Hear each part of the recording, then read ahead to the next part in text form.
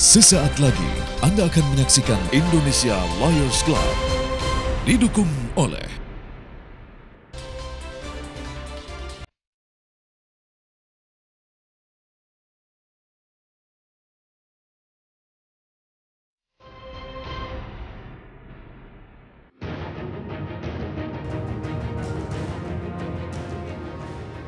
penangkapan demi penangkapan para hakim terus saja terjadi. Setelah penangkapan satu panitera Pengadilan Negeri Jakarta Pusat, Ketua Pengadilan Negeri Kepahyangan Bengkulu beserta seorang hakim tindak pidana korupsi dan paniteranya. Kini secara intensif KPK tengah menyelidiki keterlibatan Nur Hadi, Sekretaris Mahkamah Agung Republik Indonesia, dalam kasus dugaan suap pengamanan PK dua perusahaan yang tengah berperkara di Pengadilan Negeri Jakarta Pusat. Pemeriksaan intensif terhadap Nur Hadi ini merupakan kelanjutan dari tertangkap tangannya Edi Nasution, Panitera Pengadilan Negeri Jakarta Pusat. Edi tertangkap tangan saat baru melakukan transaksi haram dengan Dodi Arianto Supeno, karyawan PT Paramount Enterprises International di Jakarta Pusat. Dalam operasi tangkap tangan tersebut, KPK menyita uang tunai sebesar 50 juta rupiah. Senin 30 Mei 2016, Nur Hadi diperiksa KPK untuk kedua kalinya. Namun setelah melalui proses pemeriksaan selama 11 jam, Nur Hadi bersikukuh menolak tuduhan menerima uang dari Edi Nasution maupun Dodi Arianto dan meninggalkan gedung KPK. Pemeriksaan lama sekali, di dalam ditanya apa aja Pak? Kasih jalan, keterangan tambahan baik. Pak, kami punya pertanyaan. Kasih jalan dulu Pak, kasih jalan. Oh iya. Pak, benar Pak. Tapi barusan ada pertanyaan soal. Menurut juru bicara KPK, peluang ditingkatkannya status Nur Hadi menjadi tersangka cukup besar. Apalagi KPK telah menyita uang sebesar 1,7 miliar rupiah dari kediaman Nur Hadi dan mencekal Sekretaris Mahkamah Agung tersebut untuk bepergian ke luar negeri. Tapi sayang, Royani, sopir pribadi Nur Hadi yang disebut-sebut sebagai saksi kunci keterlibatan Nur Hadi dalam kasus ini menghilang. Hari ini sebenarnya melanjutkan pemeriksaan yang sudah dilakukan pekan sebelumnya, masih dikonfirmasi mengenai hasil-hasil geledah yang ada di rumahnya, kemudian juga mengenai keterkaitannya dengan kasus yang sedang disidik. Soal Royani karena ada keterkaitan juga dikonfirmasikan. Sampai saat ini saya belum terima update terbaru, masih diupayakan untuk tetap bisa menghadirkan Royani sebagai saksi. Royani terdaftar sebagai pegawai negeri sipil di lingkungan Mahkamah Agung yang selama ini bertugas menjadi ajudan Nur Hadi. Tidak jelas sejak kapan Royani menghilang. Namun kini dia diberhentikan secara tidak hormat di Mahkamah Agung setelah mangkir kerja lebih dari 1 bulan. Sementara 23 Mei 2016 dengan bantuan jajaran Polda Bengkulu, KPK menangkap tangan Ketua Pengadilan Negeri Kepahyangan Kota Bengkulu, Cener Purba, bersama Toton, Hakim Tindak Pidana Korupsi dan paniteranya. 23 Mei tahun 2016, sekitar jam 4.30 sore, telah terjadi operasi tertangkap tangan atau lazim yang disebut dengan OTT, 2 hakim Pengadilan Tindak Pidana Korupsi yang bertugas di Pengadilan Tindak Pidana Korupsi Bengkulu terhadap yang bersangkutan. Jika sudah ada ketetapan hukum, antara lain ditetapkan bahwa yang bersangkutan sebagai tersangka, maka Mahkamah Agung akan mengambil tindakan tegas terhadap yang bersangkutan, yaitu memberhentikan sementara dari jabatannya.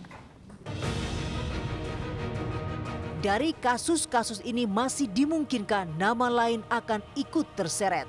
Mengingat KPK masih terus memeriksa secara intensif para tersangka dan memanggil sejumlah pihak yang dipandang mengetahui praktik perdagangan kasus di lingkungan lembaga peradilan ini. Kasih jalan dulu Pak, kasih jalan. Oh iya. Pak, benar Pak. Tapi barusan ada pertanyaan soal itu. Pak, benar Pak.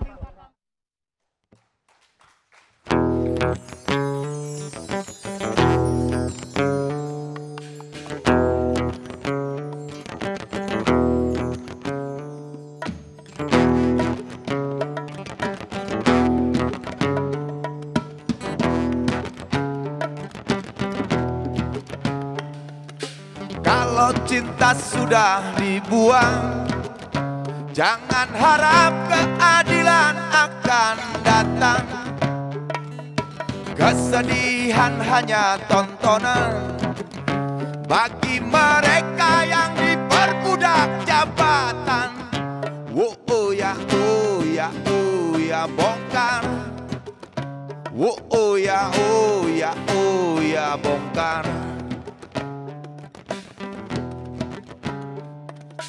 Sabar, sabar, sabar.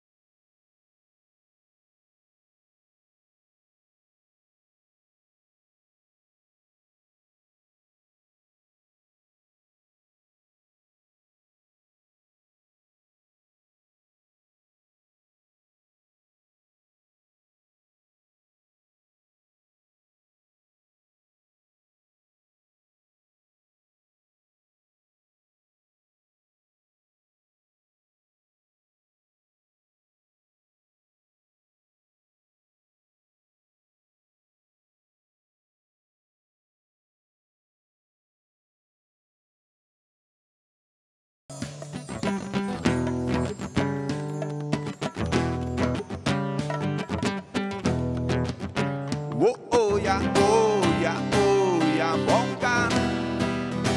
Oh ya, oh ya, oh ya, bongkar.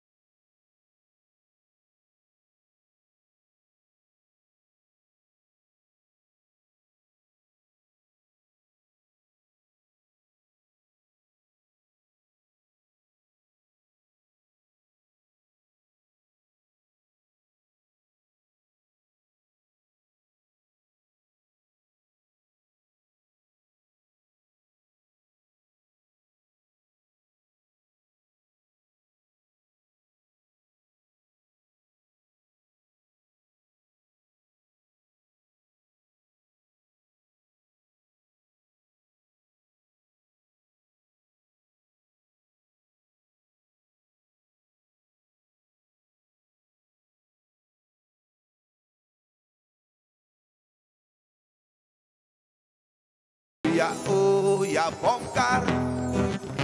Oh ya, oh ya, oh ya, bongkar.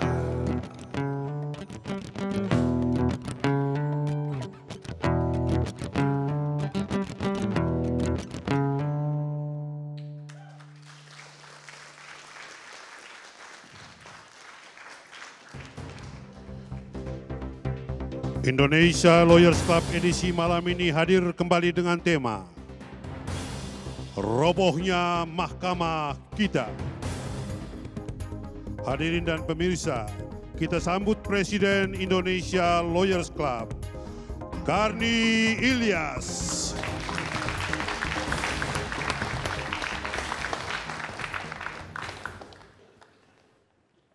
Pemirsa, malam ini kita bertemu kembali dengan tema yang cukup menyedihkan bagi kita semua, bagi masa depan negara ini, bagi masa depan generasi muda, yaitu robohnya mahkamah kita. Tapi sebelumnya, saya minta aplaus dulu untuk Budi Cilok dengan lagu favoritnya Bongkar. Mafia peradilan bukan baru di Republik ini. Pada tahun 81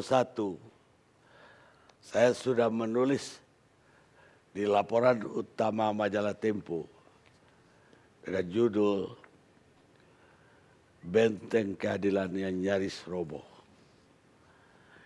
Tahun 81 saya katakan nyaris roboh. Sekarang 2016, kata-kata yang tepat, robohnya mahkamah kita. Peradilan adalah benteng yang terakhir. Mahkamah Agung benteng yang sangat terakhir untuk tegaknya keadilan dan kepastian hukum di Republik ini. Sayang yang terjadi justru kebalikannya. Kemerosotan hukum di Indonesia sudah dimulai sesungguhnya pada saat berubahnya ideologi negara ini pada tahun 59 dengan dekret 5 Juli Presiden Soekarno, yaitu demokrasi terpimpin. Ketika itulah Manipul Usdek diproklamirkan. Dan dampaknya dari perubahan ideologi itu luar biasa. Trias politika dianggap Bung Karno yang sudah usang dan harus diganti. Karena itu Ketua Mahkamah Agung dan Lembaga Peradilan diletakkan di jajaran eksekutif. Ketua Mahkamah Agung Yono Projodikoro diangkat oleh Presiden Soekarno sebagai Menteri Ketua Mahkamah Agung. Ketika itu banyak hakim yang menangis karena mereka kehilangan toganya, diganti dengan seragam yang mirip militer. Mereka tidak hanya kehilangan toganya, tapi kehilangan harga diri juga. Itulah yang ditulis oleh Daniel Lev dalam kata pengantarnya di buku karangan saya berjudul Catatan Hukum. Daniel mengatakan, lanjutan dari tadi, ada jaksa dan pejabat polisi yang kurang senang dengan perkembangan ini. Tetapi dibandingkan hakim, korps kejaksaan dan kepolisian lebih cepat dan gampang bisa menyesuaikan diri pada demokrasi terpimpin. Karena fungsi represifnya sangat berguna dalam dunia politik.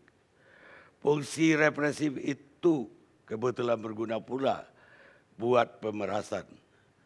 Banyak jaksa makin biasa memakai kekuasaannya untuk menambah pendapatannya. Dalam proses peradilan juga jaksa makin kuat. Untuk mempercepat proses pidana, jaksa rela membagi rejeki kepada hakim yang karena kekurangan gaji dan harga diri pada akhirnya kehilangan malu juga dalam suasana mumpung. Tidak semua jaksa, hakim, polisi atau pegawai negeri termakan godaan. Tetapi ada cukup banyak yang ikut arus itu yang mengakibatkan reputasi korpsnya hancur di mata masyarakat yang makin sinis terhadap penegak hukum. Pada saat itu, pada awal Orde Baru, pengacara lah yang masih tersisa. Mereka masih berpegang kepada prinsip hukum walaupun mereka tersingkir dari pilar penegak hukum lainnya. Dengan tokoh seperti Suhardi Tasrif, Yap Tiam Yin, dan lain-lain, mereka masih mempertahankan integritas. Tapi belakangan mereka pun terlibat kolusi yang sama. Begitu ditulis oleh Daniel Lev. Dan hari ini kita melihat setelah reformasi, keadaan bukan semakin baik, tapi semakin buruk. Dengan tertangkapnya berbagai hakim di berbagai daerah, dan bahkan KPK sudah mengarah ke Mahkamah Agung. Tepatlah apa yang disinyalir oleh Profesor Alatas sekitar tahun 70-an di Universitas Malaysia. Dia mengatakan bahwa korupsi di Indonesia sudah sampai ke stadium 4. Itu dalam kedokteran penyakit kanker stadium 4. Tinggal satu tingkat lagi mati. Itu tahun 70-an. Dan kenapa dia mengatakan itu? Ketika stadium keempat, maka para koruptor pun ketika berurusan dengan aparat lain, dia juga dikorup. Dia juga harus bayar suap. Saya tidak tahu lagi apa yang tepat julukan sekarang. Kalau dalam era kita ingin memberantas korupsi, hakim korupsi pun ternyata menerima suap. Dan itulah yang terjadi pekan lalu di Bengkulu. Dan juga sebelumnya di daerah lain. Dengan hakim Janer Purba dan Toton. Dan disuap oleh klien Anda, Edi Santroni dan Sapri Sapii. Gimana ceritanya? Terima kasih Bang Karni. Assalamualaikum warahmatullahi wabarakatuh. Bapak-bapak, ibu-ibu, para forum pada malam hari ini, selamat malam dan salam sejahtera buat kita semua dan pemirsa di rumah. Alhamdulillah saya berucapkan terima kasih kepada Bang Karni untuk mengundang saya di acara ILC ini dan memberi kesempatan saya untuk dapat berbicara di acara saya kira ini. langsung aja ke depan. Kalau nanti untuk, kita ramah-tamah. Oke, terima kasih Bang Karni. Kalau untuk masalah tangkap tangan ini, OTT yang dilakukan oleh KPK, kalau kronologisnya ya seperti yang ada di media. Karena untuk saya selaku kuasa hukum Edi Santoni dan Sapri CPI, betul-betul saya kaget dan saya tidak tahu kejadian sebenarnya bagaimana, hanya saya tahu setelah di berita. Karena kedua orang ini di luar jangkauan ataupun di luar komunikasi saya selaku kuasa hukum. Saya hanya sebatas normatif. Ketika dia menyuap dia udah kasih kuasa hukum kepada Anda atau sesudahnya? Gimana, Pak? Ketika kejadian, apa Anda udah jadi pengacaranya atau belum? Saya kuasa hukum dari kasus yang RCMI yang dalam proses persidangan gitu. Oh, yang dalam perkara. Iya, dalam proses persidangan. Oke, baik. Bukan yang OTT ini bukan. Oh, ada nggak ikut dalam OTT? Oh, enggak, gitu. Saya yang proses persidangannya Bang Karni. Baik, Anda tidak tahu dia mau menyuap? Tidak tahu. Masa dia nggak konsultasi sama Anda? Tidak pernah. Saya hanya menjalankan proses hukum ini karena perkara ini cukup menarik Pak Karni. Cukup heboh dan memang jauh-jauhnya sudah booming kayak gitu kasus RCMI ini. Gitu Bang Karni. Lah setelah dia ketangkap, Anda tidak ketemu dia? Tidak.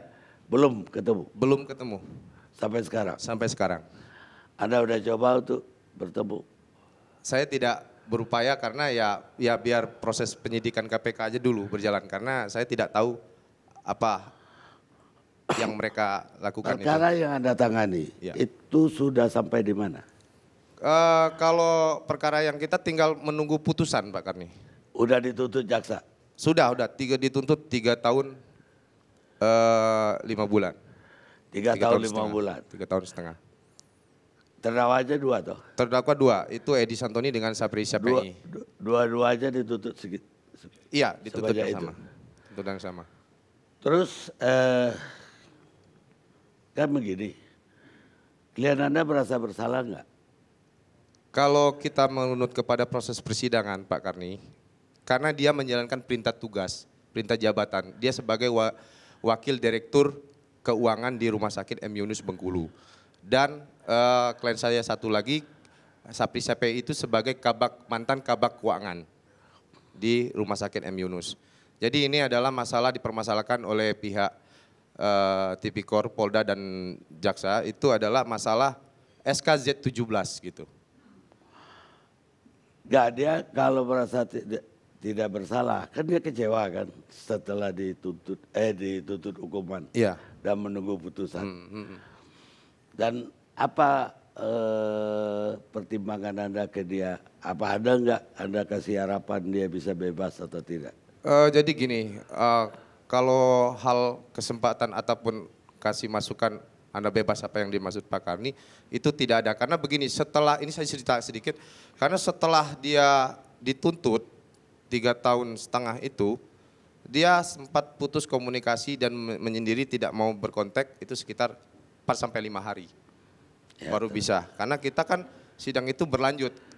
Baik, begitu. Setelah 4-5 hari apa dia bilang? Ya, dia kecewa tentu dengan tuntutan. Kecewa, dia mengatakan kecewa. Maka pun saya membantah karena ini zolim. Karena dia tidak merasa bersalah, klien kita itu. Anda udah bacakan pledoi? Sudah kita konsep sesuai dengan fakta pokok perkara persidangan. Sehingga kita buatkan konsep ini loh Pak Edi, Pak Sapri, berdasarkan fakta persidangan. Kita lihatkan kalau ada pun kurang kita tambah, ya silakan boleh masukkan. Karena kan kita sama-sama beracara di pokok perkara tersebut. Terus dia kecewa, dia gak minta tolong Anda bagaimana caranya? Tidak pernah. Hanya dia serahin ke proses saja? Proses saja. Kami itu ya, saya dengan rekan saya, Krepti Sayeti juga, kami ini hanya menjalankan tugas sebagai berdasarkan kuasa kayak gitu. Tidak ada apa yang itu kami tidak tahu gerak-gerik. Di luar biasanya kayak begini ya pengacara itu, bukan nggak tahu ya. Gini deh, saya aja proses hukum. Anda kalau mau dekatin hakim silakan aja sendiri. Begitu nggak ada ke dia? Oh tidak, saya tidak pernah sejauh itu, bukan saya mengeles. Memang kita tidak pernah, karena dia, Pak Omeng kita tolong minta dampingin, ya sudah kita dampingin berdasarkan kuasa, kita jalankan normatif. Istilahnya tuh kita sesuai dengan fakta persidangan aja. Gitu Pak Gani, Pak Gani. Ketika hakimnya sendiri tidak pernah menghubungi Anda? Tidak pernah. Atau Anda mengatakan klien Anda akan bertemu hakimnya? Tidak pernah. Anda nggak ngatur pertemuan? Nggak ngatur, jadi kita tuh nggak tahu persis. Itu jujur, saya betul-betul demi Allah kaget betul dengar kabar sejauh itu. Sejauh dia berjalan di dalam proses itu kan kita nggak tahu Pak Gani. Karena kita juga banyak juga menampingi perkara-perkara predio. Jadi kadangkala kita ya bantu kan masyarakat kan. Jadi ada perkara predio juga yang kita dampingin kan kayak gitu. Jadi untuk fokus kayak gitu nggak ada waktu buat kita. Bukan tidak ada waktu, kita kalau dia berkomunikasi kita luangkan kan begitu aja Pak Karni. Jadi ini fee Anda udah keluar belum? Ya sudah, loyalty-nya sudah dari awal sudah. Udah ya. Syukurlah. Tapi gak gede. Kita lihat sejenak.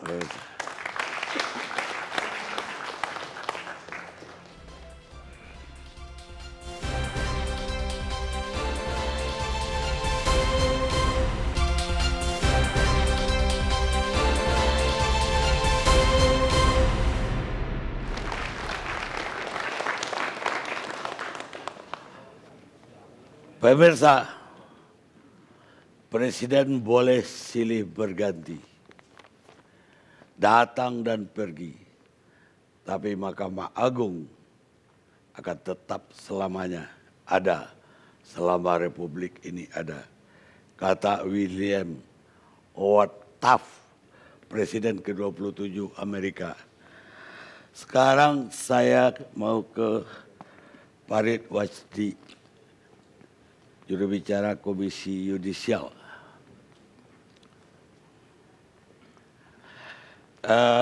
Mas Farid, lembaganya ini kan lahir zaman reformasi ini. Dan diharapkan bisa membersihkan dan membuat peradilan kita bersih. Tapi udah berapa periode ini sepertinya masih belum ada yang berubah. Apa yang menurut Mas Farid yang terjadi? Saya mungkin boleh gambarkan rekomendasi Komisi Yudisial untuk 2015 terkait dengan usulan sanksi yang diputuskan oleh Komisi Yudisial dan diusulkan kepada Mahkamah Agung. Untuk 2015 ada 105, dengan rincian dari 105 itu hanya 12 yang diterima.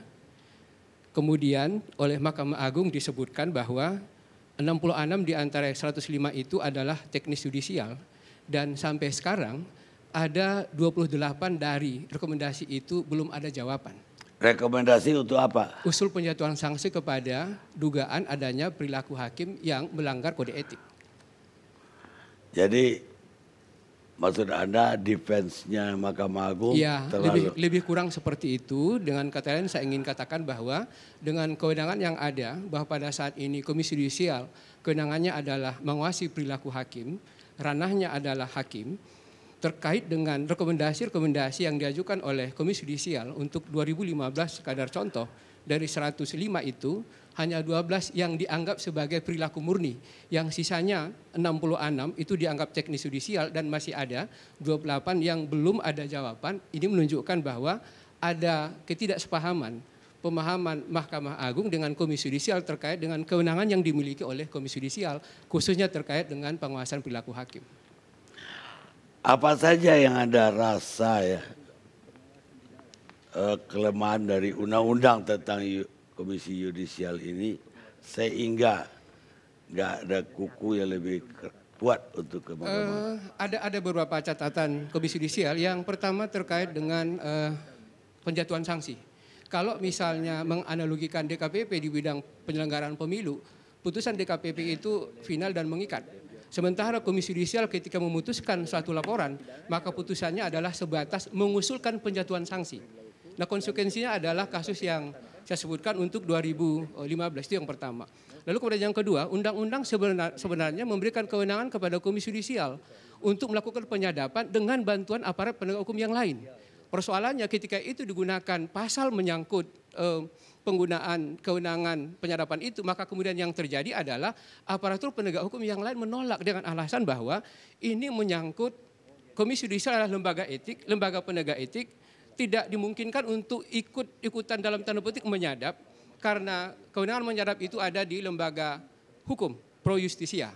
Lalu kemudian yang ketiga, dari sisi pendekatan Mahkamah Agung dalam hal kewenangan yang dimiliki oleh Komisi Yudisial, dianggap bahwa Komisi Yudisial itu bukan dalam konteks menjaga dan menegakkan kode etik, tapi lebih kepada mencari-cari salah para hakim. Yang ketiga, yang keempat adalah terkait dengan kalau kemudian kita kaitkan dengan rekrutmen hakim dari awal sampai akhir adalah ketika kewenangan Komisi Yudisial juga akhirnya dipreteli terkait dengan untuk seleksi bersama antara Mahkamah Agung dengan Komisi Yudisial. Tapi terlepas dari itu, Komisi Yudisial berada pada posisi untuk tetap menghormati keputusan itu. Masyarakat kan mengadu nih ke Komisi Yudisial. Yap. Berwenang nggak Komisi Yudisial memanggil hakim-hakim yang diadukan? Sebenarnya kalau boleh saya sebutkan, mungkin 4 dalam 1 bulan hakim tetap kita periksa. Cuman memang kita tidak publikasikan ke publik karena memang kita lembaga etik. Dan untuk laporan yang masuk sampai 29 April, itu hampir 500 pengaduan terkait dengan perilaku hakim. Hanya saja yang terbukti dengan segala tali temalinya untuk 2016 itu baru 8. 1 diantaranya adalah pemberhentian, 7 diantaranya adalah sanksi ringan dan sanksi berat. Baik, sekarang kita masuk ke perkara Bengkulu. Apa yang Anda lihat atau Anda ketahui dari Bengkulu? Yang pertama saya ingin sampaikan bahwa tersangka itu sudah 6 kali diadukan ke Komisi Yudisial. 2 diantaranya terbukti dan telah ada rekomendasi. Yang uniknya adalah kasus itu juga menyangkut gratifikasi di salah satu pengadilan di Jawa Barat. Itu yang pertama. Lalu kemudian yang kedua sebenarnya gratifikasi pengadilan Jawa Barat, apa hakimnya bertugas Jawa Barat? Pada saat itu yang bersangkutan bertugas di Jawa Barat. Ya. Maksudnya yang ditanya oleh Bang Karni tadi. Ya. Saya tidak boleh sebut nama. Ya. Lalu kemudian yang kedua, sebenarnya yang bersangkutan ini, jadi ada 2 sebenarnya yang sudah kita usulkan penjatuhan sanksi. Lalu ada 6 pengaduan berarti 4 tidak terbukti. Lalu kemudian yang kedua, bahwa sebenarnya pada kasus yang lebih kurang sama, bulan November kita telah mendapatkan informasi tentang itu. Hanya saja ketika kita akan melakukan aktivitas yang lebih luas dari sekadar menerima laporan, kita banyak banyak masalah terkait dengan misalnya soal kewenangan menyadap nggak ada. Lalu kemudian yang kedua, peralatan kita juga untuk menyadap memang tidak dimungkinkan. Lalu kemudian yang berikutnya pada proses selanjutnya, laporan-laporan yang masuk sebenarnya cukup banyak mengenai yang bersangkutan, hanya saja memang kita punya kelemahan di bidang ketika akan melakukan dalam tanda petik eksekusi terhadap yang bersangkutan. Yang ada maksud yang bersangkutan ini ada berapa hakim loh? Ada 3 hakim. Dalam catatan kita hanya JP sebenarnya yang masuk dalam radar Komisi Yudisial. Oh dia. Justru yang satu lagi tidak pernah dilaporkan. Ya Toton nggak pernah dilaporkan. Yang Janer aja dilaporkan. Iya. Toton ada nggak catatannya Amanda? Justru di kita nggak ada. Bersih. Untuk laporan dari masyarakat. Setelah kasus terjadi, apa tindakan Komisi Yudisial? Apa nggak ada masalah? Dalam kaitan hakim kami tidak melakukan karena itu tindakan pidana murni. Lalu kemudian di sisi lain kita ada konsolidasi, ada koordinasi dengan KPK untuk mencari langkah-langkah karena kita berpikir juga bahwa tidak mungkin KPK terus melakukan tindakan-tindakan seperti itu karena banyak hal konsekuensinya. Lalu kemudian yang kedua bahwa kita sangat prihatin dan tentu harus ada jalan keluar untuk itu. Harapan kita bahwa Komisi Yudisial, Mahkamah Agung dan KPK dan lembaga-lembaga lain itu duduk bersama untuk meminimalkan kasus-kasus serupa di kemudian hari. Lah, bagaimana Anda melihat Mahkamah Agung sendiri sekarang dalam sorotan habis oleh KPK dan juga publik? Saya mungkin hanya ingin menggambarkan bahwa cerminan hubungan Komisi Yudisial dengan Mahkamah Agung terkait dengan rekomendasi tadi. Bahwa dari 105 hanya 12 yang diterima, sisanya adalah teknis yudisial, malah ada yang tidak dijawab. Menunjukkan bahwa dari perspektif Komisi Yudisial banyak hal yang kemudian harus dibenahi di Mahkamah Agung terkait dengan pola komunikasi, terkait dengan promosi dan seterusnya. Ini yang 105 Anda bilang ini hakim tingkat seluruh Indonesia. tingkat pengadilan negeri, termasuk pengadilan tinggi, termasuk Mahkamah Agung ada? termasuk. Ada Mahkamah Agung yang ada rekomendasikan untuk diberhentiin? Oh tidak, jadi jenisnya itu ada 3, ada sanksi ringan, sanksi sedang, sanksi berat. Nah kalau yang pemberhentian baru 1 untuk 2016. Di Mahkamah Agung? Hakim Agung? Bukan, Hakim Pengadilan Negeri. Oh, Hakim Pengadilan Negeri.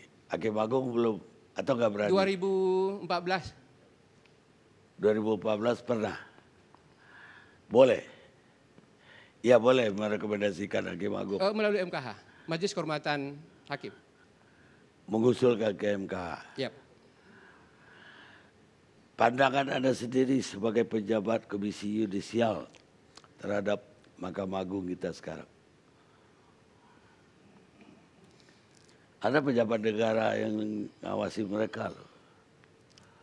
Sekali lagi saya ingin katakan bahwa dari sisi Komisi Yudisial kita berharap bahwa kasus-kasus yang ada itu kemudian membuka ruang bagi Mahkamah Agung untuk kemudian bersama-sama bukan hanya di dalam perspektif internal untuk kemudian bersama-sama melakukan pembenahan. Dan kontribusi itu saya pikir Komisi Yudisial dan lembaga-lembaga lain pada punya persepsi yang sama bahwa Mahkamah Agung memang harus membuka diri, harus berusaha untuk yang menuju peradilan yang bersih. Dalam konteks Komisi Yudisial misalnya melakukan seleksi Hakim Agung dalam rangka untuk mendapatkan peradilan yang agung di Mahkamah yang agung, sehingga kemudian sekali lagi saya ingin katakan bahwa pada prinsipnya Komisi Yudisial sangat ingin berkontribusi untuk kemudian bisa membawa arah Mahkamah Agung ke arah yang lebih baik, yaitu reformasi birokrasi dengan segala sistem apa yang harus diubah menurut Anda di Mahkamah Agung? Oh, banyak hal. Yang pertama dari sisi hubungan Komisi Yudisial dengan Mahkamah Agung, yang pertama adalah terkait dengan eksekusi.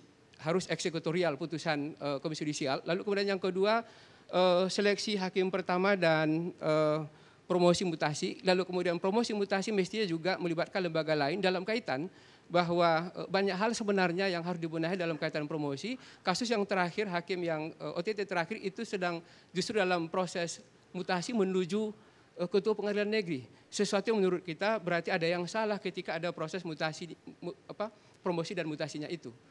Padahal kalau kita lebih jauh melihat ke dalam, untuk proses promosi dan mutasi itu diawali dengan adanya fit and proper test, lalu kemudian dibekali dengan surat keterangan bersih dari Badan Pengawas Mahkamah Agung.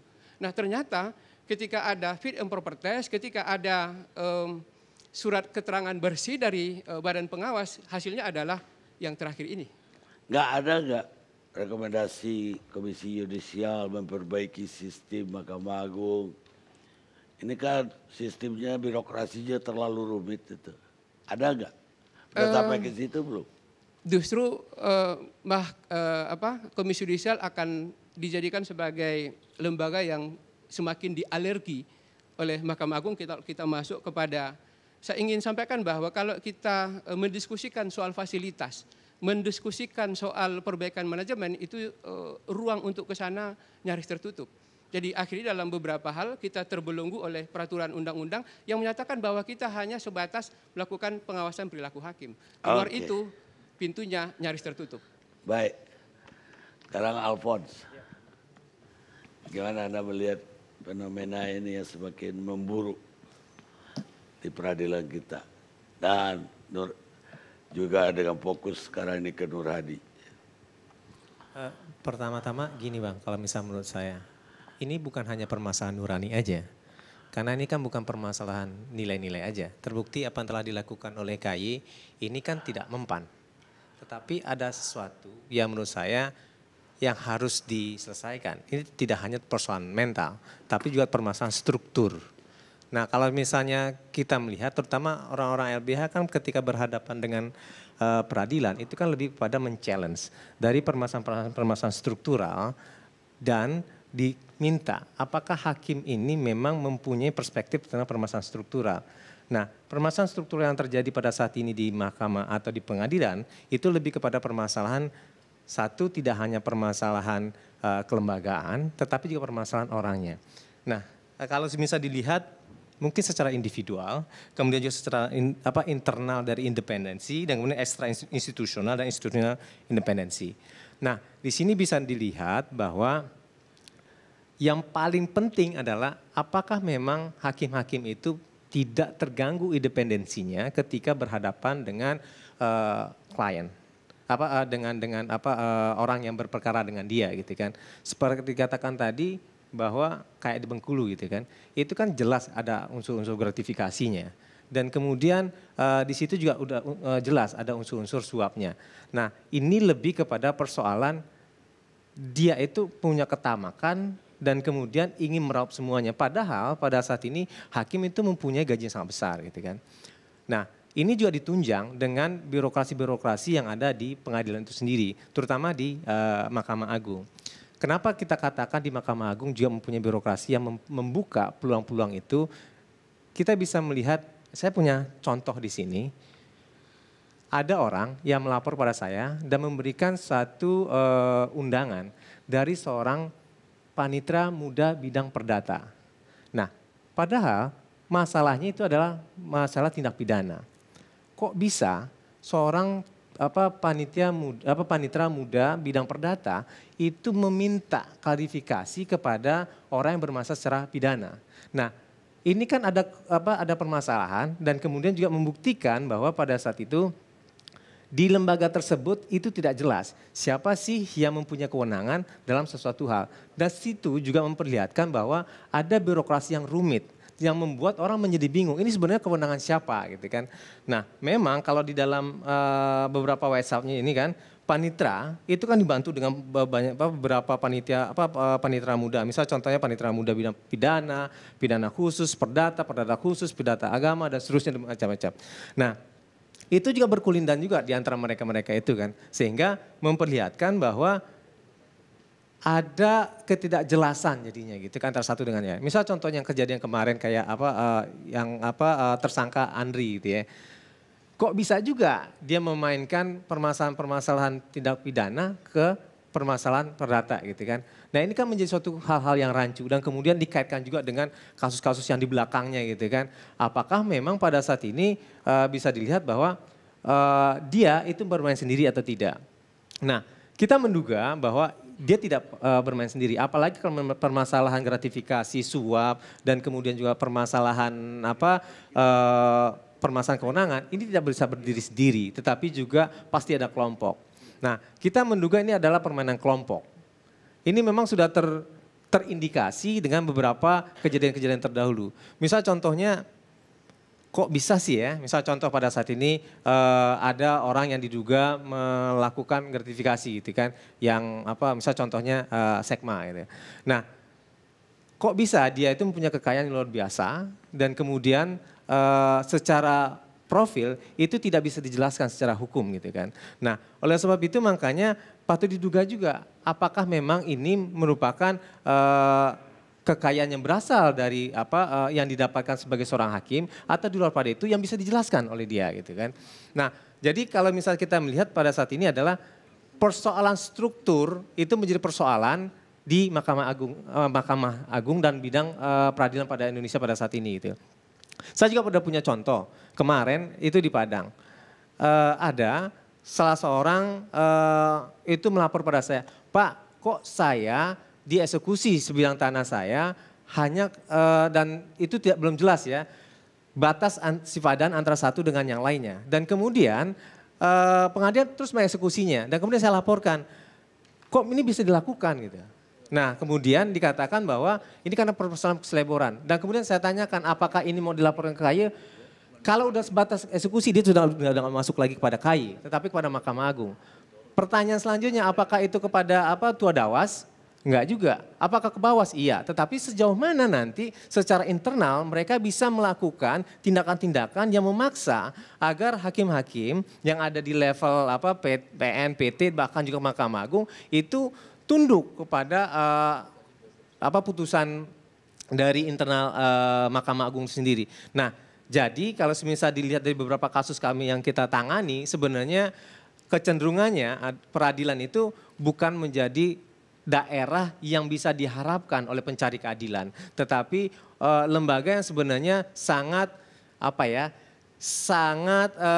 gambling. Nah oleh sebab itu makanya kita bisa melihat bahwa pengadilan mungkin bisa di-challenge pada saat dia itu dibutuhkan saja. Misal contoh, dalam kasus reklamasi yang tadi gitu kan, misal Pulau G, itu satu saat saja gitu kan. Saya tidak yakin keseluruhannya itu akan memberikan keputusan yang berpihak kepada masyarakat. Itu kira-kira kalau misal menurut saya Bang Karni. Ya tentu bukan harus berpihak ke masyarakat. Ya pada keadilan Bang Karni. Pada keadilannya, kebenarannya. Ya. Kita lihat dulu sejenak pemirsa.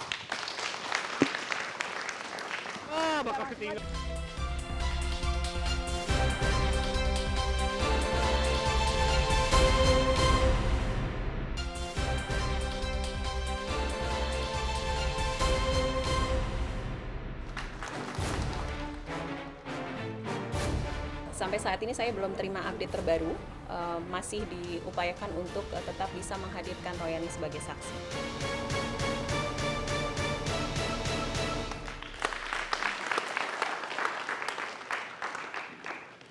Pemirsa, kita masih bersama Indonesia Lawyers Club. Sekarang saya ingin ke Akbar Faisal.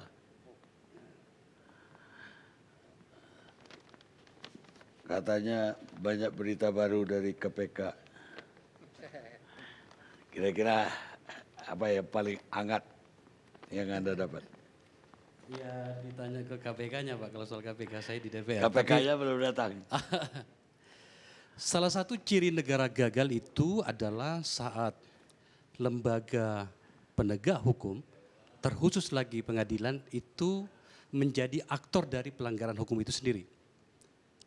Jelas itu. Kami di DPR sekarang ini ada namanya Panja Penegakan Hukum. Kebetulan ini ketuanya. Kami sama-sama di situ. Saudara Desmond ya. Pak Desmond, Wakil Ketua Komisi 3. Mohon izin Pak Ketua. Kami menerima pengaduan dari masyarakat itu banyak sekali. Mulai dari proses di kepolisian, kemudian di kejaksaan, dan di kehakiman sendiri gitu ya. Soal angka saya belum sempat melakukan riset secara keseluruhan, tapi ada datanya di kita. Intinya adalah pada bagian ini betapa kemudian harapan kita untuk terjadinya reformasi pada penegakan hukum kita pada berbagai lembaga itu tampaknya masih jauh dari cukup. Tapi karena kita berbicara tentang robohnya mahkamah, maka kemudian saya akan fokus di situ. Sedih juga saya mendengarkan dari Komisi Yudisial sampai saya bilang tadi pada saat break, Mas Farid mungkin lebih bagus ajukan saja revisi kepada DPR dan pemerintah supaya kita bahas, sebab bahasa seperti ini terjadi terus. Dan puncak kekalahan Komisi Yudisial ketika Ikatan Hakim mengajukan gugatan dan diiyakan oleh Mahkamah Agung. Kita berbicara di situ tentang komposisi hakim yang memutuskan, yang tidak lagi membolehkan Komisi Yudisial terlibat pada pengangkatan hakim tingkat pertama. Itu kekalahan Anda yang telak di situ, harus diakui. Nah, rekrutmen hakim kita itu memang bermasalah Pak Karni, dan saya yakin ini bukan bahasa yang baru, ini klasik. Saya ada catatan-catatan di sini, ada sebuah lembaga yang melakukan penelitian, bahwa 37,9% pelaksanaan rekrutmen hakim itu tidak transparan. Tidak transparan. 31,5% menyatakan proses rekrutmen berlangsung transparan dan 24,4% menyatakan tidak tahu. Artinya skor yang tidak transparan itu masih yang tertinggi. Apa poin-poinnya adalah panitia mengajukan kelulusan dengan duit. Ini hal yang klasik, bukan cuma di pengadilan saya rasa. Kemudian penentuan kelulusan itu tidak terbuka. Yang paling punya peluangnya pada proses ini adalah tentu saja anak-anaknya para hakim. Semakin tinggi level pangkat orang tuanya, semakin besar kemungkinannya. Dan juga titipan-titipan. Pelaksana rekrutmennya tidak kompeten, dan pada tahapan itu saya bertanya pada Komisi Yudisial, Anda kemana saja? Mohon maaf teman-teman sekalian, saya paham persoalan Anda, tetapi tentu saja kita tidak bisa lagi terus mendengarkan keluhan dari Anda. Anda harus melakukan action di sini. Informasi rekrutmennya juga tidak terlalu terbuka. Nah, sebenarnya tidak terlalu sulit sebenarnya kalau mau mencoba mencari tahu tentang apa yang terjadi di Mahkamah Agung. Tahun 2010, MA itu, ini ada Hakim Agung di sini, ada 2 orang nih. Bekas Hakim Agung 1. Sebenarnya Mahkamah Agung itu telah menerapkan namanya BPR, Business Process Reengineering, 2010 sampai 2035. Diperkuat dengan upaya Mahkamah Agung mencoba untuk membuka jendela, membuka diri tentang kemungkinan perubahan-perubahan itu. Apa itu? Dengan belajar pada Federal Court of Australia sejak tahun 2012 sampai tahun 2014. Saya punya blueprintnya di sini. Sayangnya kok tidak terjadi pada proses hari ini. Saya akan bertanya kepada 2 Hakim Agung sini, kenapa tidak dipakai, Pak? Karena saya menemukan data, saya melakukan riset kecil-kecilan. Ini Pak, kemarin yang tertangkap itu siapa namanya? Andri Tris, siapalah gitu ya. Bayangkan Pak Karni dan Bapak-Bapak sekalian yang terhormat, Bapak Ibu sekalian. Dari riset kecil-kecil yang saya lakukan adalah proses yang dilalui sebuah kasus dari pengajuan, dari pengadilan pengaju kepada Mahkamah Agung sampai putusan dikirimkan kembali pada pengadilan pengaju ada 26 proses. Saya identifikasi. Pada tahapan pertama adalah registrasi dan penelahan. Di situ ada 7 proses. Kalau tidak mau dikatakan ada 7 ruangan yang harus dilalui dan ada berapa tangan yang harus bermain di situ dan seterusnya. Mulai dari pengadilan pengaju, katakanlah Pengadilan Tinggi Jakarta mengajukan ke Mahkamah Agung untuk apakah kasasi atau apapun. Kemudian penerimaan dan pencatatan oleh Biro Umum. Pindah kemudian ke pencatatan Subak TU Dit Pratalak. Kemudian penelahan oleh seksi penelahan Dit Pratalak. Ini sebenarnya satu sebenarnya. Tetapi kemudian dibagi 2. Kemudian keempat, Direktur Pratalak menyiapkan pengantar berkas ke panitia kamar. 3. Untuk pratalaknya saja sudah 3 di sini. Kemudian masuk ke staf TU, panitia kamar mencatat berkas yang diterima dari Dit Pratalak. Proses ke-6-nya adalah staf pencatat register menelaah berkas perkara. Masuk ke 7, staf pencatat, banyak pencatatan. Saya kira nggak perlu diuraikan. Oke. Ada 21. Yang kedua adalah distribusi perkara. Ada 1, 2, 3, 4, 5, 6 proses di situ. Kemudian masuk pada pembacaan berkas dan musyawarah oleh majelis hakim, ada 3 proses di situ. Kemudian penyiapan naskah putusan ada 6 proses di situ. Kemudian pengiriman naskah putusan ada 4 proses di situ. Kalau kemudian ternyata Mahkamah Agung benar-benar mau mereformasi diri, sebenarnya apa yang mereka sudah rancang dan kemudian mendapatkan penguatan ilmu tanda petik dari Federal Court of Australia itu sebenarnya sudah bagus, Pak. Tapi hari ini ternyata tidak. Maka kemudian terjadilah apa yang ada sekarang. Katakanlah misalnya tentang bagaimana proses yang dilalui. Keputusan Ketua Mahkamah Agung nomor 214 tahun 2014 itu mengatakan begini. Dari proses pengadilan pengaju sampai kemudian dikembalikan kepada pengadilan pengaju itu tadi itu tidak boleh lebih dari 250 hari. Sepanjang duduk di sini saya menerima pengaduan dari seorang lelaki di kampung saya, Kabupaten Bulukumba bernama Ramadi Dalan. Putusan perdata kasus tanah diputuskan pada tahun 2014, amar putusan baru diterima tahun 2016. Bukan itu yang bagian serunya Pak Karni. Bagian serunya adalah putusan tahun 2014 dengan putusan yang diterima pada tahun 2016 berbeda. Nah, yang lainnya adalah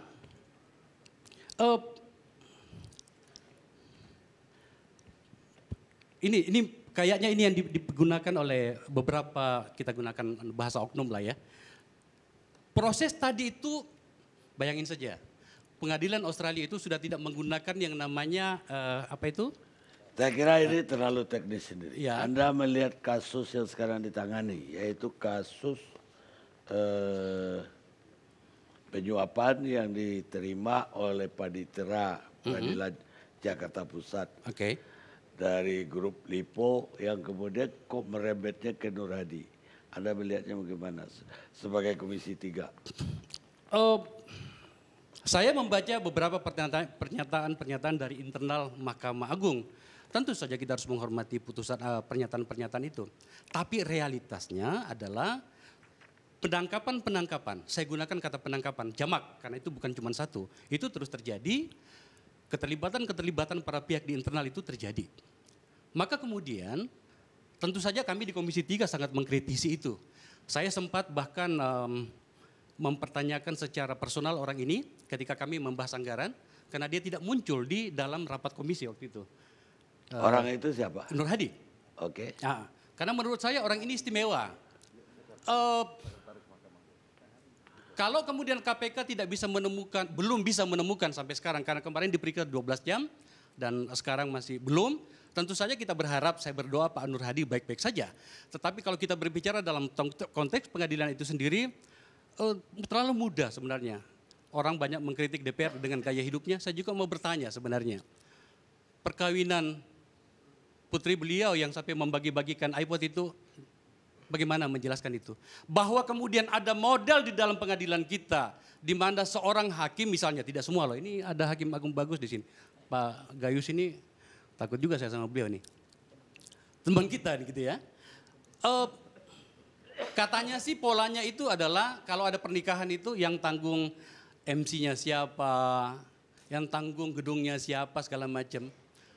Ada sponsor lah kira-kira begitu. Masa sih kemudian kita tidak menemukan itu? Gitu. Saya mau detil lagi deh. Ini selama duduk di sini saya menerima. Sekarang loh Pak, sekarang ya.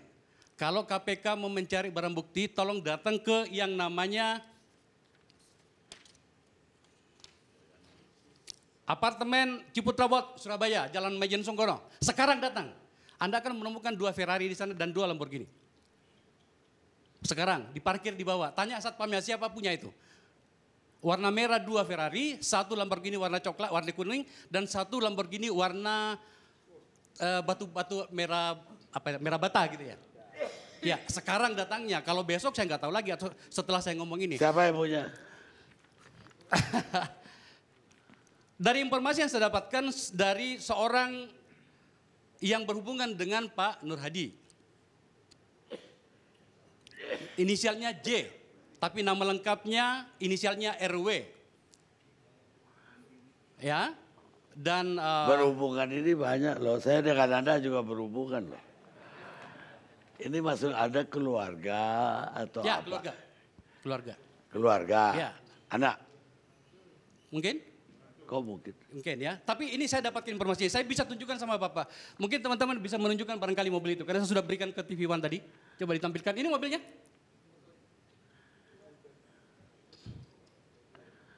Saya sudah berikan kepada teman-teman tadi. Ya. Tapi Anda tahu kan dia punya, katanya punya peternakan burung walet.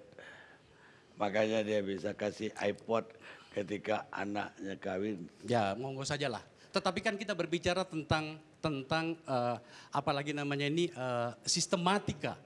Sistematika bagaimana kemudian corruption itu berlangsung. Bagaimana gitu ya? Sistematikanya? Jawaban yang kami terima di Mahkamah Agung kalau kita berbicara adalah proses sudah berlangsung apa adanya. Pak Nur Hadi tidak terlibat sama sekali dalam hal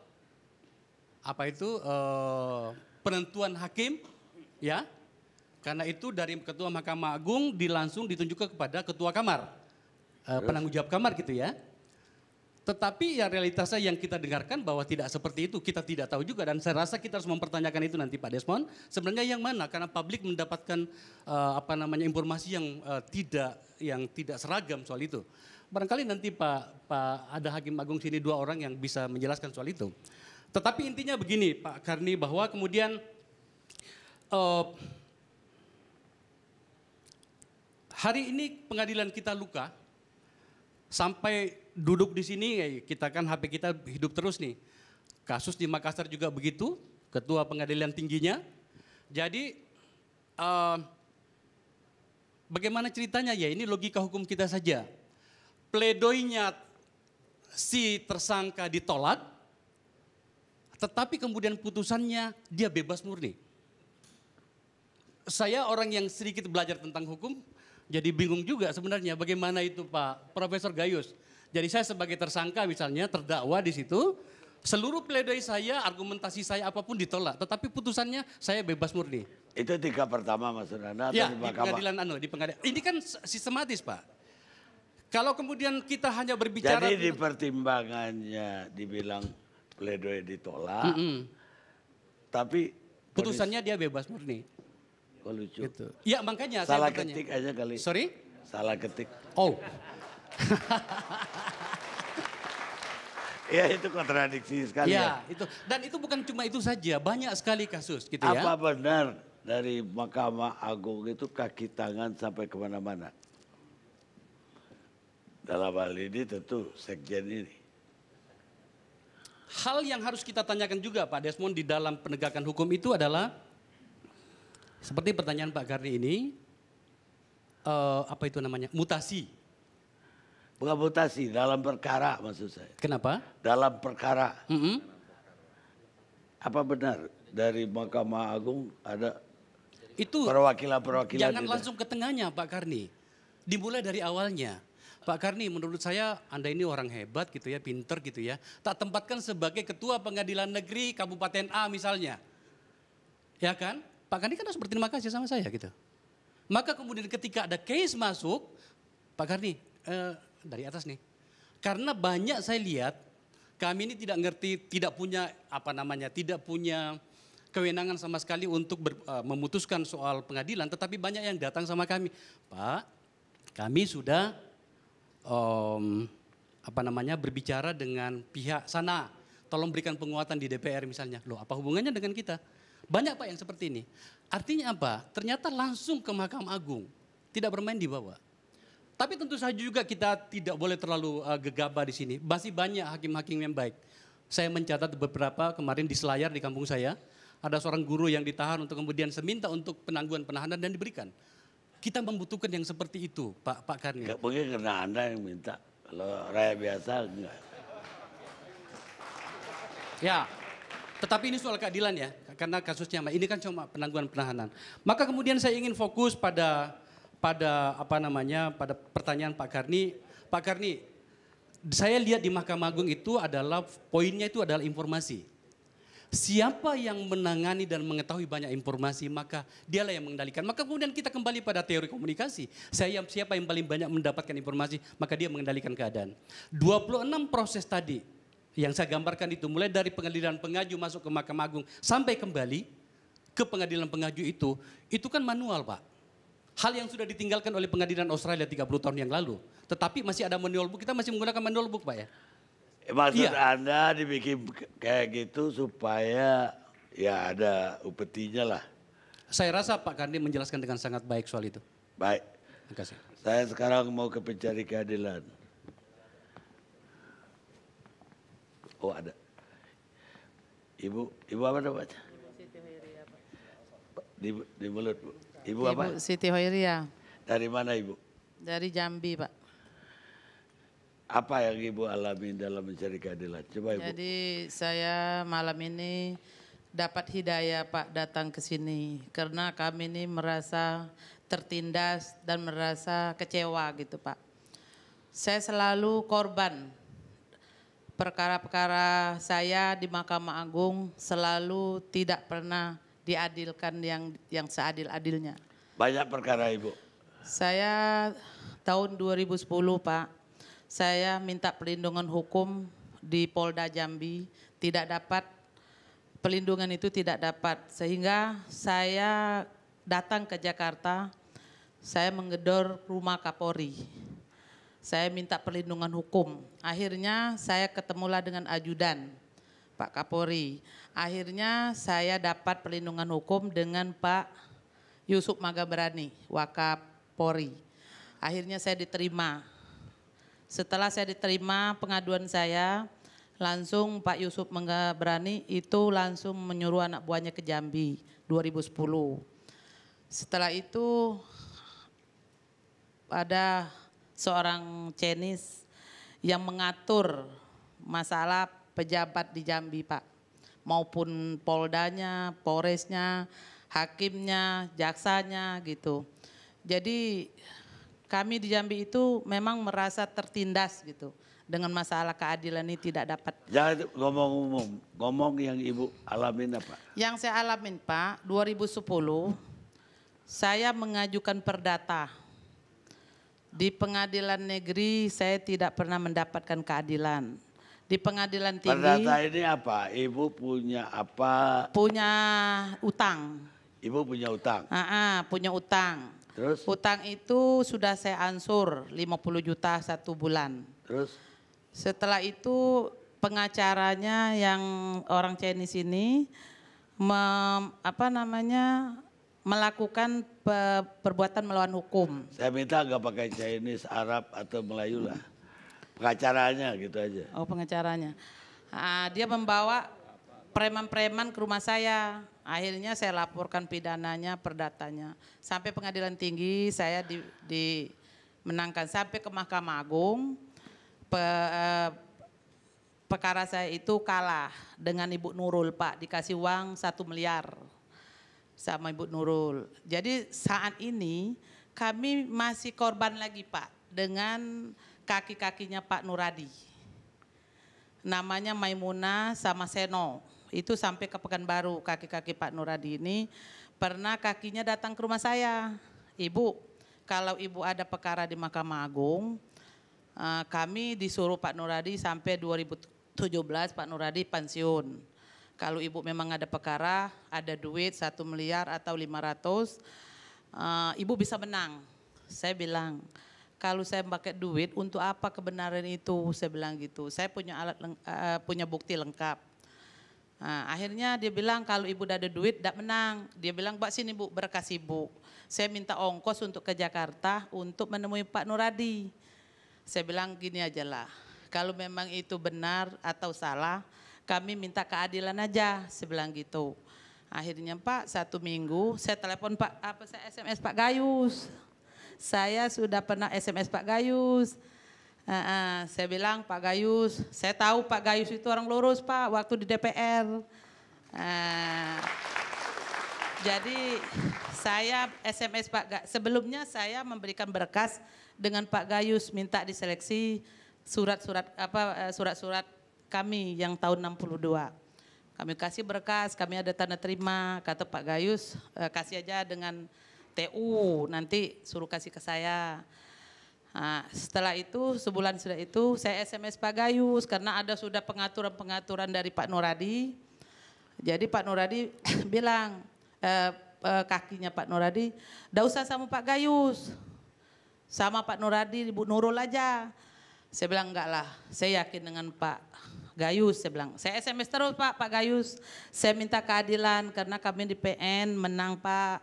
Tolonglah kami karena tanah ini kami bukannya ini jiripaya orang tua saya. Ini perkara lain lagi. Ya, yang sekarang ini Pak, yang saat sekarang. Ibu berutang menjaminkan tanah. Apa? Itu yang 2010 Pak. Oh 2010. Yang sekarang tanah. saat ini. Tanah Ibu diapain? Tanah saya perkara, udah naik kasasi. Direbut oleh orang, inilah Pak, satu pengacara lah direbut oleh ini, ada pengusaha di Jambi, mafia hukum juga lah Pak. Dia tukang ngatur-ngatur kalau misal pejabat hakim yang tidak mau nurut, dia itulah orangnya yang di Jambi Pak, yang sekarang merebut tanah kami. Kami punya objek salah Pak. Dia di kota media, kami di kabupaten, surat kami. Jadi surat dia dibawa tempat kami gitu. Sekarang ini kami sedang kasasi di Mahkamah Agung. Setelah Ibu Maimunah minta duit dengan saya 1 miliar Pak, saya bilang mau cari di mana duit 1 miliar. Biar aja Ibu Maimunah ini siapa? Ibu Maimunah ini Pak, teman saya. Enggak, dia ini pengacara atau apa? Enggak, orang biasa. Bagaimana dia bisa kenal Nuradi? Dia pernah punya perkara, menang di bawah Nuradi, dikasih uang 300 juta, dia menang perkaranya di Sabah. Saya ini juga, "Bu, kenapa Ibu bisa menang?" Saya bilang gitu. Pak Nuradi katanya yang bela saya. "Ibu pakai duit enggak?" "Pakai 300 juta. Nah, ini PK-nya saya juga mau dimenangkan," kata dia gitu. Orangnya masih ada Pak di Jambi. Saya terharu, saya inilah Pak, rasanya udahlah tolonglah Bu. perkara saya lagi kasasi, saya bilang gitu. Ibu ada duit enggak? 1 miliar. Kalau 1 miliar ada, itu menang. Nah, jadi saya, kalau 1 miliar enggak lah, biarlah kalah. Itu fisiknya juga kami yang nunggu dari tahun 62, saya bilang gitu. Akhirnya saya SMS lah Pak Gayus, Pak. Pak, saya tahu Bapak itu orang jujur, orang yang bijaksana, orang yang tegas. Terus apa yang dilakukan ke Pak Gayus? Nah, kata Pak Gayus, SMS Ibu, saya transfer ke Ibu orang yang berkaitan, yang megang perkara Ibu Nurul Pak hakimnya. Jadi Pak, kami sudah selalu korban dengan Ibu Nurul. Dia selalu mengalahkan, saya ada bukti kok Pak. Saya kalah karena Ibu Nurul dikasih dengan Edi Sitanggang yang di DPR Komisi 3. Dia yang kondisikan dengan Ibu Nurul. Itulah yang tukang kondisikan. Jadi saya Pak bicara ini Pak, benar-benar saya punya bukti. Karena rumah saya sampai kalah Pak, saya punya utang. Di Mahkamah Agung ada yang ini kan yang kondisikan dari DPR. Itu Komisi 3 Edi Sitanggang dari Jambi dulunya Pak. Dia buronan Pak dari Jambi kok bisa jadi DPR gitu. Jadi Ibu ngomong ini konsekuensinya hukum loh Bu. Iya, Pak, saya siap kok Pak. Saya siap, karena ada data dengan saya. Saya siap di penjara Pak, karena ini bukti. Saya tidak takut saya siap ditembak Pak, karena ini bukti nyata. Dengan buktinya saya bawa nanti berkah-berkah saya. Gara-gara Pak Nuradi dengan ini Bu Nurul Pak, adik saya sekarang dikurung di Polda Jambi gara-gara tanah ini. Ikut oknum polisinya berjemaah. Adik saya kena kasasi belum, katanya Pak ada undang-undang. Kalau kasasi masih berjalan, pidananya nggak boleh dijalankan. Sekarang adik saya ditahan gara-gara kemenangan, dia minta uang dengan saya dimenangkan. Dilihat di internet kata polisinya. Kenapa Pak adik saya dikurung masalah tanah ini? Katanya kami sudah lihat di internet, kasasi ibu ditolak. Kebetulan baru 2 minggu yang sudah ibu itu minta duit, ini polisi nangkap adik saya sekarang di Polda Jambi Pak. Adik saya gara-gara perdata kami kalah katanya gitu. Tuduhannya apa? Tuduhannya katanya surat kami palsu. Sedangkan adik saya lahir tahun 69. Surat mama kami tahun 62. Nah, ini yang dituduhnya, ini ada saksi yang bersamaan nama. Adik saya nama Usman, saksinya nama Usman. Usman itu lahir tahun 47. Nah, sekarang adik saya dikurung di Polda Jambi gara-gara ditolak kasasi, tapi belum ada keputusan itu. Makanya Pak, kami ini kan mau PK. Kalau kami memang ditolak kasasi kami minta tolong juga dengan Pak Gayus, diawasinlah. Yang ada hakim-hakim yang bisa disogok. Ibu Nurul itu Pak yang kami sangat keberatan dengan Ibu Nurul. Karena Ibu Nurul ini sudah berjalan Pak kemana-mana pengacara. Saya berani siap Pak, Ibu Nurul memutuskan itu. Bukan Pak Gayus yang ngawasi, dia ngawasi. Saya siap Pak. KAY, Komisi Kami Yudisial. sekarang, kalau soal KAY Pak, kami sudah segudang berkas kami ke KAY. Cuman saya pingin lapor ke KPK aja Pak sekarang ini. Karena di Jambi itu rawan panitranya, hakim-hakimnya. Jadi kemana lah Pak kami minta keadilan. Kalau kami memang benar, kasih duit untuk apa Pak? Kalau kami tidak benar ngapain kami harus diminta bela, ya kan? Baik Bu, cukup Bu. Sekarang respon sebagai wakil rakyat. Terima kasih Bang Karni. Gimana lihatnya ini? Saya memulainya dari sebagai ketua panja dulu Pak. Ya, karena sebenarnya memulai runtuhnya ini saya bisa lihat dari kenapa kita bentuk panja penegakan hukum. Pertamanya kalau panja ya Pak Gayus ini kan selalu ada kasusnya kan. Dan itu juga tidak panjang. Jadi ini hampir 2 tahun panja ini udah jalan Pak. Ya, jadi jalan keluar kami hari ini adalah setiap laporan, ya, ini lebih banyak daripada laporan saya waktu saya jadi pembela umum di LBH. Saya tanya sama Beni, karena kami di Komisi 3 itu ada 4 orang alumni Pak. Saya, Beni Harman, Tri Menjaitan sama Asrul Sani. Arsul Sani.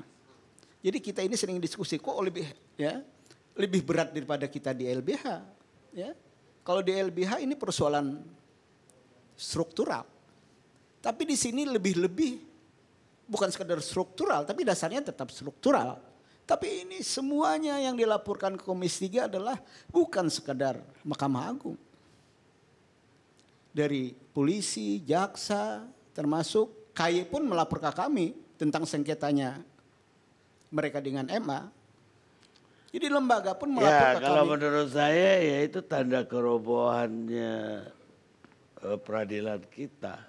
Artinya rakyat udah gak tahu lagi mau ngadu kemana.